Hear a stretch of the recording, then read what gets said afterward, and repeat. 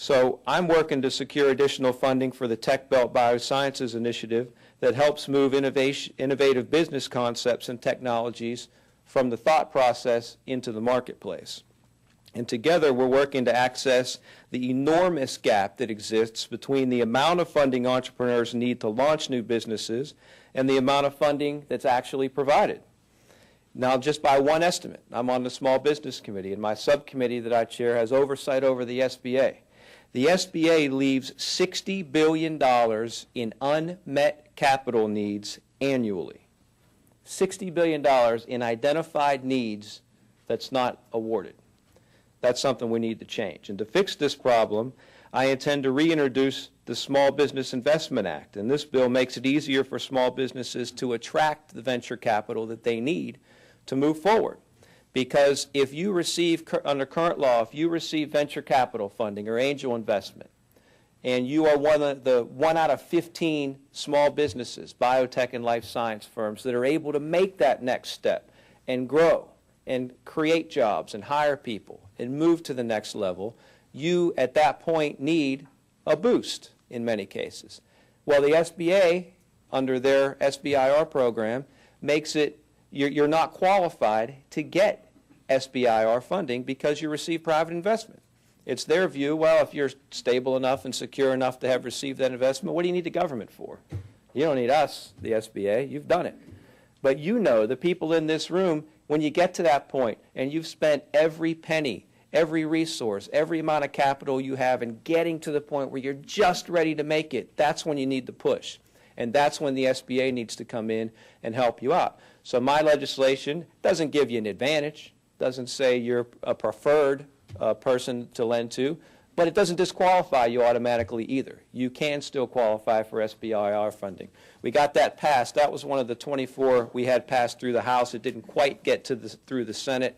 We are very hopeful we'll get that done, and that's going to have a tangible, positive impact on western Pennsylvania and eastern Ohio in a way that I don't think anywhere else in the country is going to see the same benefit because of the education, the science and engineering, the biotech, the life sciences assets that we have that nobody else has as a group.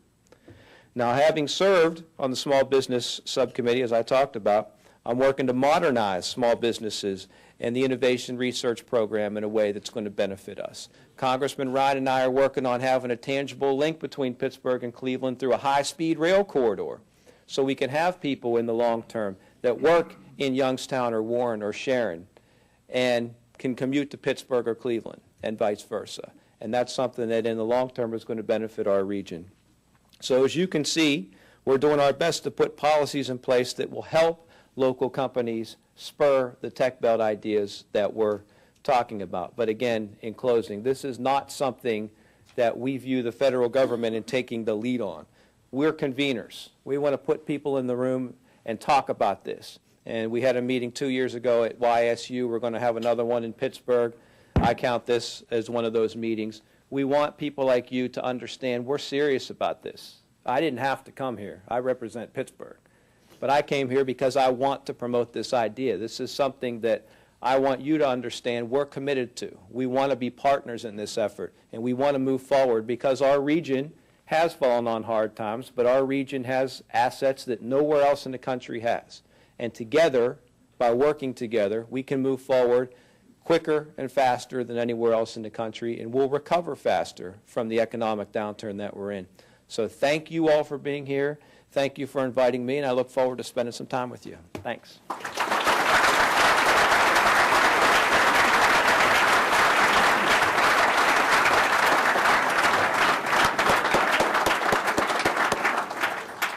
Thank you, Congressman Altmire.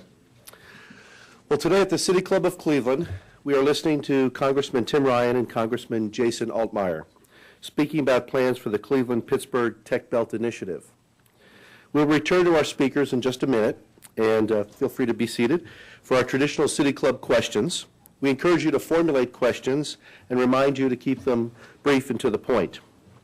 We welcome all of you here and those listening to WCPN 90.3 FM, WCLV, WTAM, or one of the many radio stations across the country. Radio broadcasts of the City Club are made possible through the generous support of Case Western Reserve University, Our television broadcast partners are WVIZ, PBS Idea Stream, and Time Warner Cable. Television broadcasts are supported by National City and Cleveland State University. Our live webcasts are supported by the University of Akron. So we do get all of our universities in the act here, as you can see.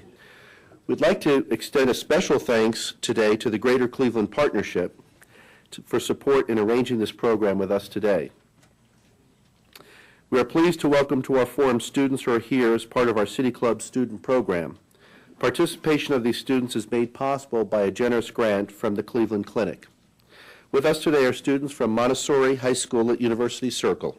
Would our student guests please stand and be recognized?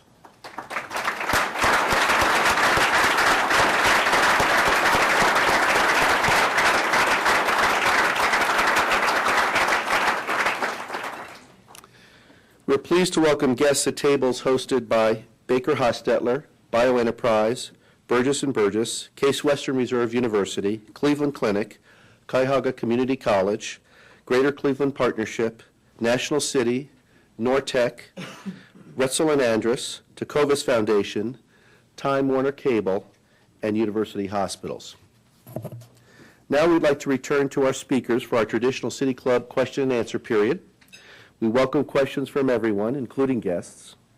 Holding the microphones today are City Club Director of Development, Jessica Allen, and Assistant Development Director, Marcella Brown. Gentlemen, first question, please. Would you like to come back up? My question is addressed to either of the participants here. Where does the Fund for Our Economic Future fit into the plans that you're proposing?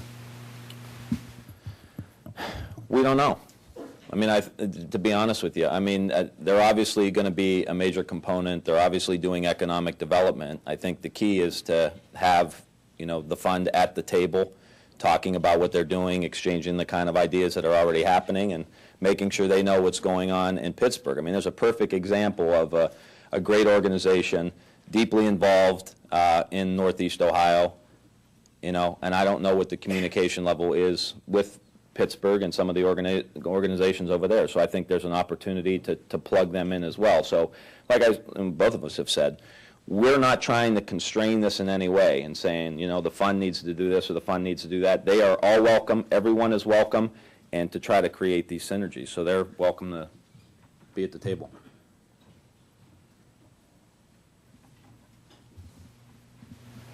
You mentioned the high-speed rail corridor. How much progress has been made on that, and what can you tell us about that to get us more excited? Well, we were able, Congressman Brown and I, working together to have inserted into the Amtrak reauthorization bill, which is done once every 5 years, completed last year, which tripled the funding for Amtrak. There were 7 high-speed rail corridors across the country. We had Pittsburgh to Cleveland inserted as one of them. So the next step is to work with Amtrak, decide whether we're going to use existing rail lines or we're going to build new lines and put a different type of train on there and move forward. But at least now we have in the law a tangible link between Pittsburgh and Cleveland and an understanding by passage of the bill that it is the desire of the people in Washington to see that move forward. One of the things, too, we need to do, Ohio still is in the studying phase, so we need to make sure that money that comes down the pike in the stimulus and in the traditional budget bills, that there is money in there for these kind of studies. I think it's about $10 million for the Ohio Hub Rail study. We've got to make sure that that money's in there so that we can do the Cleveland-Columbus Cincinnati deal, but also do the Pittsburgh, somewhere in the Mahoning Valley, Cleveland, north to Toledo, Detroit, and work our way west. But part of it's got to be study money as well. Well, that sounded too self-serving, so I didn't say it. Gentlemen, this is a very good plan. I hope it comes to fruition. But my question for you is this region, what type of partnership that you have with your university as far as from the state of Ohio and also with the state of Pennsylvania? Well, that's exactly what we're talking about. I mean, I think there are some relationships between specific universities in the Northeast with Pittsburgh, for example, Carnegie Mellon, but there's not enough.